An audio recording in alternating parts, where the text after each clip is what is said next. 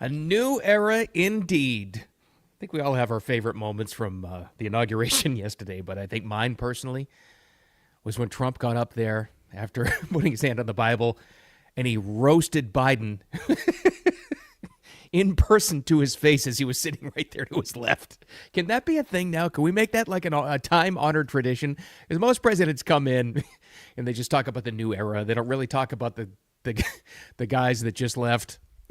But Trump made it a point to slam Biden as on his way out. And who can blame the guy? I'm sorry, I'm not going to blame the guy that faced the weaponization of a Department of Justice. He got shot at. He dealt with every single media hoax in the world. I'm not going to blame him if he took some shots at Biden on the way out. Literally, as Biden had to sit there, though, and listen to it. That was my favorite. Hey, speaking of that, we'll get to this as well. By my count, I may be a little off here. I counted it at less than 3 hours into the new administration. Less than 3. Already a new media hoax to debunk. Already, and this one directed at Elon, who said in the past, look at all the dirt that's going to be thrown at me. Well, it didn't take too long, but something's different this time. And this is why, really, it's a new era. It's not so much about what's going to happen from the administration, although that's going to be a lot. It's about how people react to it. Something is different this time. It's not like before, where the first hoax had legs and lasted months and in some cases years. This one, shot down and debunked almost right away, which is fantastic. Also, how about Carrie Underwood? What a champ.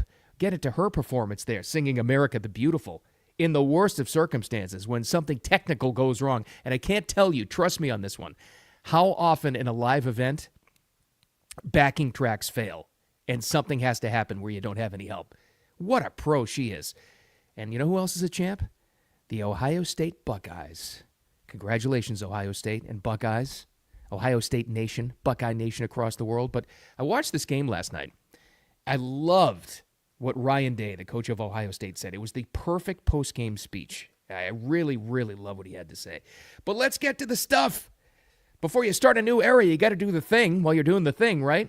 And put your hand on the Bible and get it going. Preserve, protect, and defend.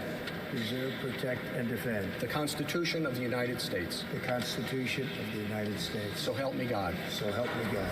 Congratulations, Mr. President. Trump's so funny, too, because there's John Roberts, as the Chief Justice of the United States. So he's the one that swears in Trump. Trump, after he does that, he points at him. He gives him like an okay sign, and then he shakes his hand like, does the Trump pull in the power move kind of thing? Just a different kind of cat, which is so entertaining. It really is. It's just entertaining to see, but not as entertaining as when he got up there and he gave his inauguration address. Which is a little more intimate. It was a little bit more low-key. I think he would have had his rally voice on if this thing actually was outside, but we all know the inauguration changed. They put it inside the Capitol. But I'm telling you, I would love to see. I don't think anybody could pull this off, so it's not going to become a tradition, not as established, to roast the outgoing administration. Like when J.D. Vance is president in 2028, wink, wink, nod, nod, he wouldn't do it. He wouldn't because it would be Trump going out. But I don't think he would have the same kind of approach. But Trump took the opportunity to absolutely blast Biden directly, as Biden had to sit there and listen to it, unless he fell asleep, which is probably the case, but I don't know. It's a little long, but it's fantastic. As we gather today, our government confronts a crisis of trust. For many years, a radical and corrupt establishment has extracted power and wealth from our citizens while the pillars of our society lay broken and seemingly in complete disrepair. We now have a government that cannot manage even a simple crisis at home, while at the same time stumbling into a continuing catalog of catastrophic events abroad. How do you feel if you're Biden sitting there listening to that? Oh, I did that. Unless he thought, I halfway thought that Biden thought he was going to be sworn in. I thought he forgot where he actually was. And he went into muscle memory. He's like, it's great to be president again. But you have to call out all of that. You do. And I love what Trump did there. I absolutely love it. Would it be a tradition going forward? I don't think so. That's not going to happen. But for him to be able to sit there and listen to it, I thought was just great. And then it goes outside. Well, not outside. Then it was on the more rotunda area of the Capitol, I guess, whatever. Poor Carrie Underwood. So when she first accepted the invitation, which was so ballsy, by the way, this was so fantastic because and this kind of leads into the theme today. She didn't listen to the detractors and she didn't listen to the criticism about accepting the invitation to sing America the Beautiful at the inauguration. I give her so much credit for that, first of all, to be able to do that, which is fantastic. And her response was great. She said, it's an honor. Of course I'm going to do this. And so when she first accepted the invitation, she thought it was going to be outside, right? We all did. This was a last-minute change for security, mostly. She thought she'd be singing to the crowd there, the dignitaries, everybody, in front of thousands and thousands of people, a massive crowd, probably the biggest she had ever sung before. Well, that gets changed. It gets moved, and she probably, most likely, found out last minute herself where exactly she'd be singing the song. Turns out, shuffled everybody outside, and they're going to give you a backing track, and you sing to that. She's getting ready to go, and she's standing in the throng of ex-presidents, current president, and all these dignitaries and the entire eyes of the world, televised worldwide, watching her. And this is how you know it's a champ. If you caught this, you know exactly what she said. The technical guy from the Capitol, whoever, the inauguration team, whoever it was, comes out and tells her, your backing track isn't working. So she calmly nods, and she mouths to him, I'll just sing it. And sing it she did. This is a champion.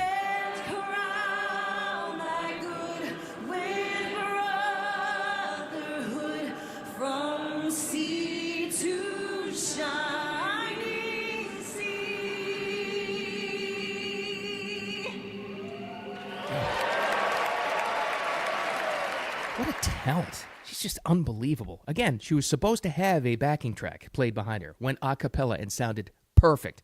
I don't know, I just thought it was such a cool moment where everybody kind of joined in and started singing. I get it. It's fantastic. What a choice. What a bold move by her. What a champion move to have grace under pressure and to perform like that. She's unbelievable. What a talent. Perfect choice. And then this was cool, I thought. So then it gets into, I even lost track. What was the next thing they went to? Was it the Commander-in-Chief ball, the whatever ball? This one also inside. It's hard to keep track, but everybody that got a direct invitation went to there.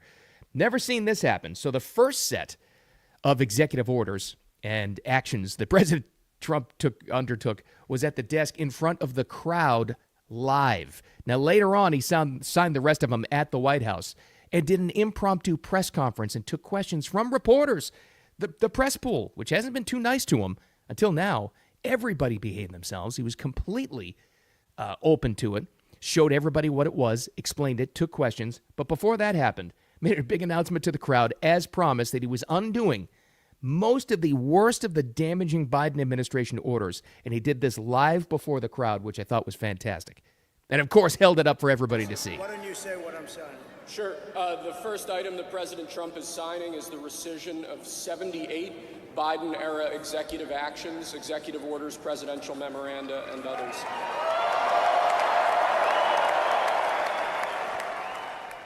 As promised, and then held it up. To do that live was fantastic. He couldn't get all those done. So that was the ceremonial first one. And like I said, then goes to the White House, the Oval Office, and signs the rest of them. By the end of it, he had a stack. He had his entire, the decision desk was completely covered in the leather binders of executive actions he signed.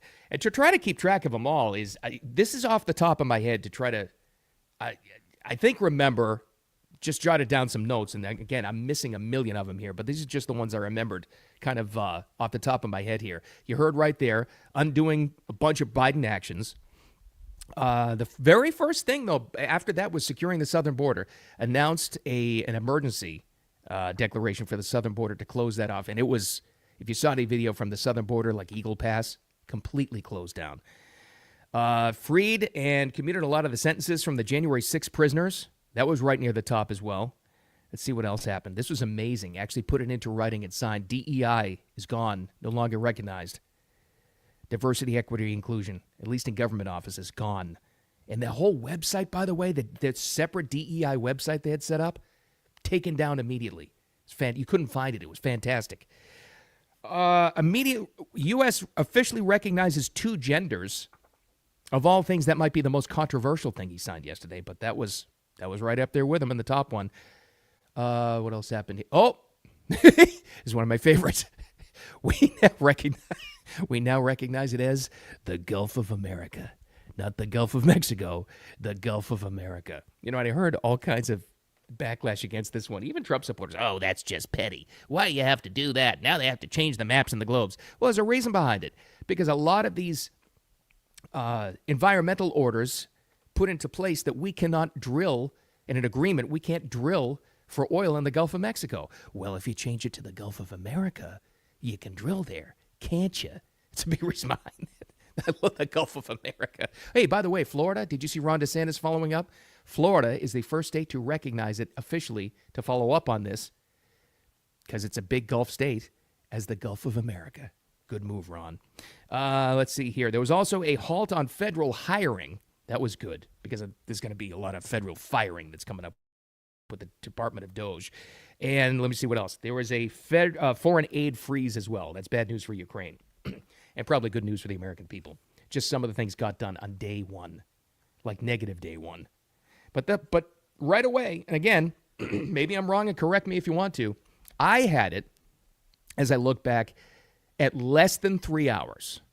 I may be a little bit off on the timing, but either way, it was just a few hours on how long it took for the first media hoax to be created. And I know you saw this already, because for a little while, and that's what's different about this time, a little while, oh, it caught on like wildfire. Oh, it's crazy.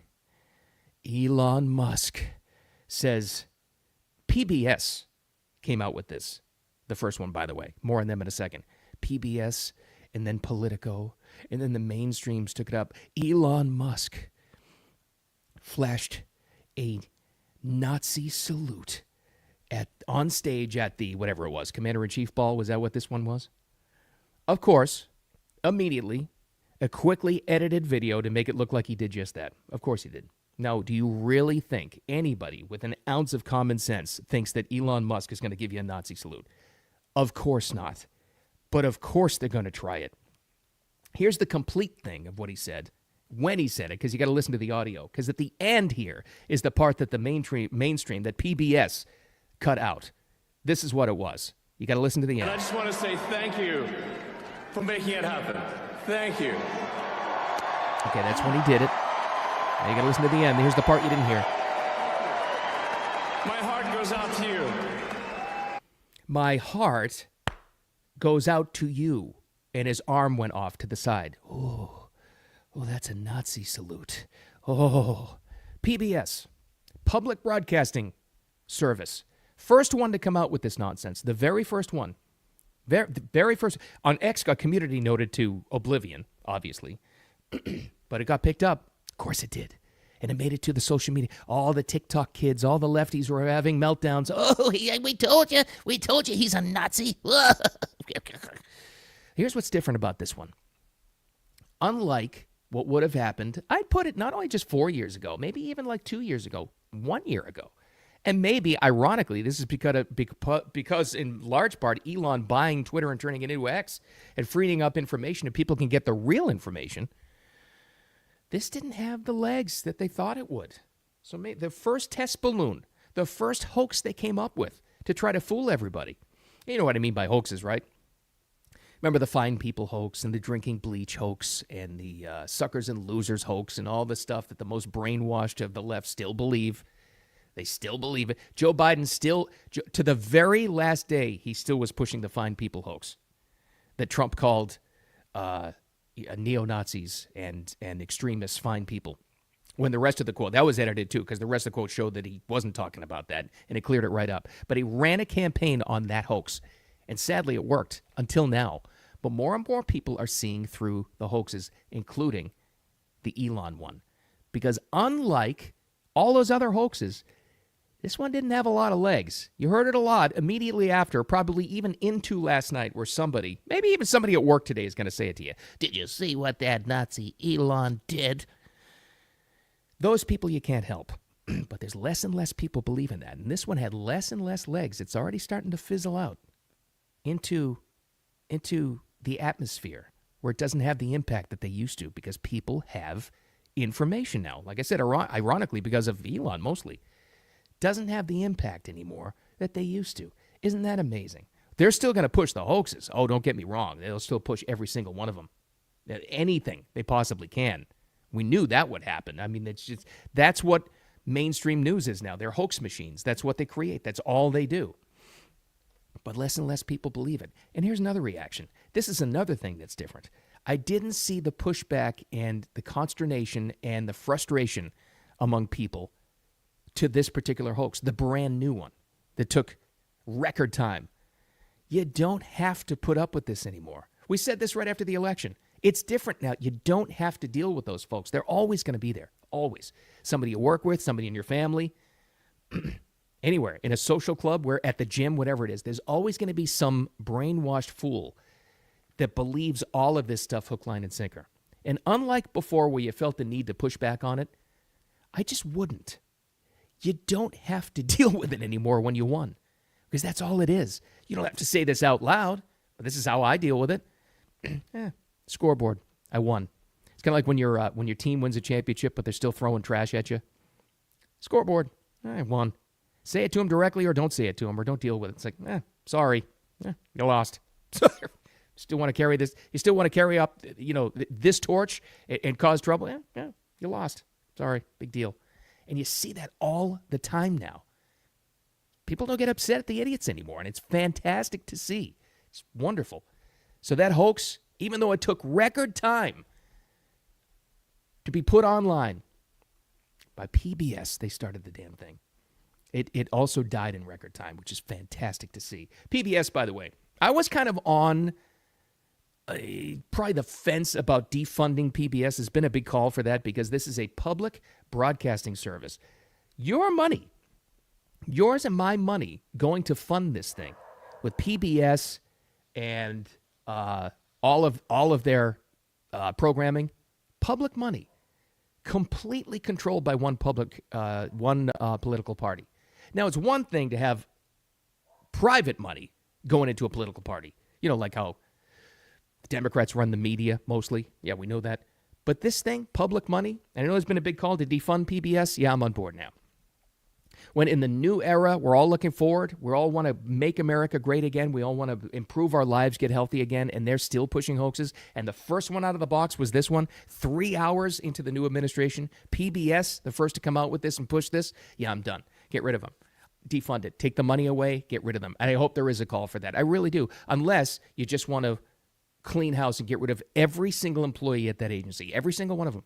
Just clean house and make it. You can't have a biased agenda when you're supposed to be a public broadcasting system. You can't do it. Defund them or clean it up.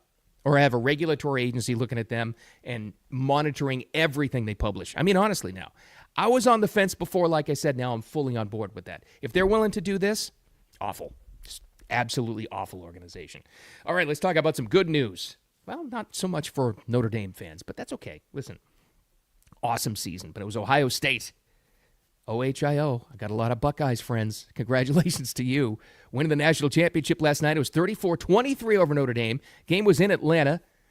Good game. National champion.